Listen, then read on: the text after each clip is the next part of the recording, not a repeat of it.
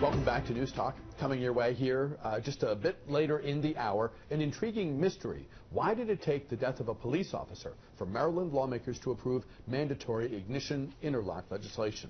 Right now, though, let's get back to our conversation with legal analyst Glenn Ivey, a former prosecutor, now an attorney in private practice, candidate for the U.S. House of Representatives. I want to return just for a moment to the topic we were discussing before the break. Sure. The consideration, apparently just briefly, in North Carolina of incitement to riot charges against Donald Trump. We have, and the subsequent decision not to proceed with charges. Right. We've all seen the video montages, the clips of Trump saying various things that are clearly violent in terms of the substance. I'd like to punch him in the mouth, and we don't have consequences for protest, all that stuff. We've all seen it 100 times. Given that there has been punching and chaos at his rallies, some people might wonder, why isn't this a slam dunk? Well, I mean, usually, comments like what he's made, which is sort of, you might get hurt, or, my supporters might attack, protest, like that kind of stuff is sort of conditional language. What you'd really want as a prosecutor to make it clear cut, because you got to prove it beyond a reasonable doubt, is go punch that guy. I mean, you want sort of explicit direction to go commit the violent act, to go after that person. You could probably get out of incitement to a riot beyond that, too, and maybe even to another level if there's a working relationship. Like if he had his bodyguards or someone go and then commit the violent act, and it was pre-agreed that they would do that, you might even be able to get conspiracy charges or assault charges. But as it stands now, the guy that committed the violent act doesn't appear to be committed to Trump or connected to Trump in that way. Could there be a possible defense in that this is a private gathering? These are people who are either the candidate and his campaign or supporters of the campaign. The folks who have gotten hit or hurt, what have you, are outsiders who were not invited in a sense. So, the notion of like this isn't a classic public gathering in the public square. This was indoors, private event. People came in, and I don't want to say they got what they deserved or anything like that, but the private gathering defense.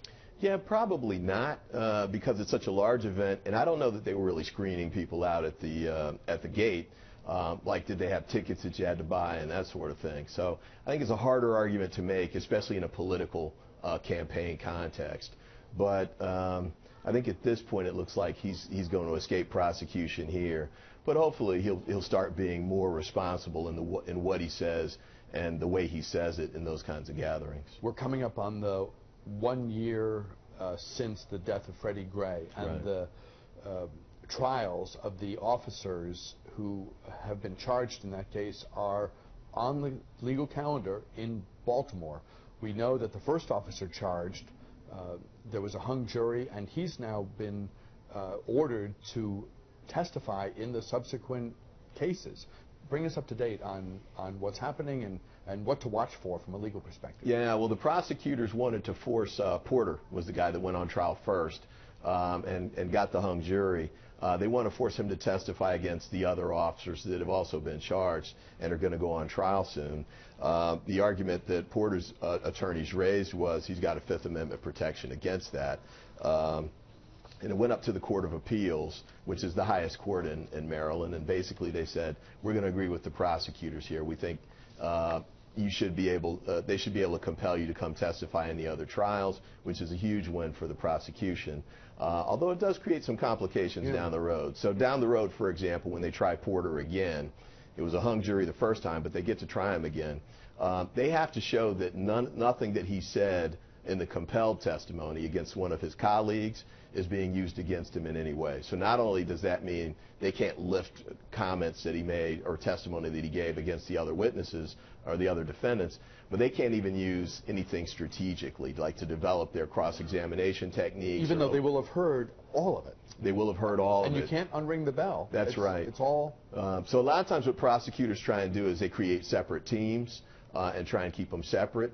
They call them taint teams. And basically, you handle that part of it. So you'll be dealing with him when he's testifying against other defendants. The team that's going to try him again will try and keep that separate, so we can explain to the court that there's no overlap, no spillover of the information that was compelled. I'd never heard that concept before, but I get why that would be a strategy the person at the top might use, because if you're an attorney who has heard things in a case like this that you can't legally use, how hard it would be incredibly difficult not to say something inadvertently. I mean, you're certainly not going to say something on purpose that you glean from some other trial, because the judge would be all over you. It would probably be an instant mistrial if it was big enough. But to avoid inadvertently saying something that came from this knowledge you weren't supposed to have, I would think that would be extremely difficult, even for a talented veteran of the courtroom. It's a challenge. I mean, the Oliver North case is probably the biggest example. He was compelled to testify by Congress by subpoena, and he gave that testimony. He was also charged criminally, and you know, they had the criminal trial. The prosecutors in that case tried to do everything they could to show that they didn't use anything from his congressional testimony, but his conviction was still thrown out. So it's a tricky road to walk, and the prosecutors need to be careful with it. You were the state's attorney in Prince George's County. The person in that job now has a tragic case and, from a legal perspective, an interesting case right now in determining what charges to file against the men accused in the shooting that led to the death of the officer. This might seem clear-cut, given the heinousness of this attempt to wound an undercover officer, but as is often the case, it's going to be more complicated when the rubber hits the road. Yeah, it is, and certainly my heart goes out to the officer and his family and the entire police department. I know they're all grieving about this, but essentially you've got a couple things that make this complicated.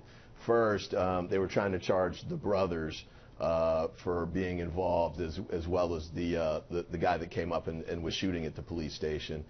That ran into some roadblocks. The commissioner that heard it initially threw out some of the charges, the murder and attempted murder charges and the like. So they've got some work to do there. The second piece, too, is that the undercover officer wasn't actually killed by a bullet fired by any of the brothers. He was killed by an officer, tragically, who fired, not recognizing that he was an undercover officer. So I know there's going to have to be an explanation for the jury that even though the brothers didn't fire the shot, they can still be held responsible for it and accountable for it, because they created the situation that led to the shooting. But it's going to be a challenge. I would think that for a lot of people who are following this case and want to see what they perceive as justice done, the notion that you couldn't throw the book at these brothers I think is a head scratcher. Well, I mean, I don't know that they're there yet. I'm sure the state's attorney's office is trying to find avenues to pursue all three of the brothers, and not just the one who walked up and fired the shots.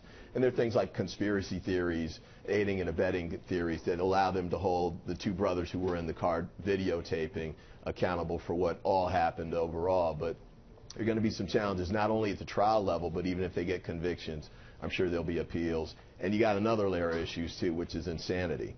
You know, there's already been talk about the brother that went up and fired the bullets being bipolar and having mental health issues. I don't know that that's been borne out yet by some of the investigative work that's been done, but I can imagine that kind of defense will pop up at trial. Incredibly heinous that they would attempt to do this sort of, inflict this sort of harm and videotape it at the same time. I mean, it's one of the most tragic things. It's incredible. I mean, the two brothers, rather than try and stop their brother from walking out and firing shots, and apparently trying to walk himself into being shot himself, rather than try and stop it, they came and filmed it, and then apparently repositioned themselves to get better camera angles. So it's one of the more callous kind of scenarios, especially for a brother-to-brother situation that I can recall. The former prosecutor Glenn Ivey, now an attorney and private practice candidate for the 4th District House seat in Maryland. Good to see you as always. Thank you very much for coming in. Thanks for having me. Talk with you again soon, I'm sure. When we return here, Maryland lawmakers move on legislation to crack down on parents who serve alcohol to minors.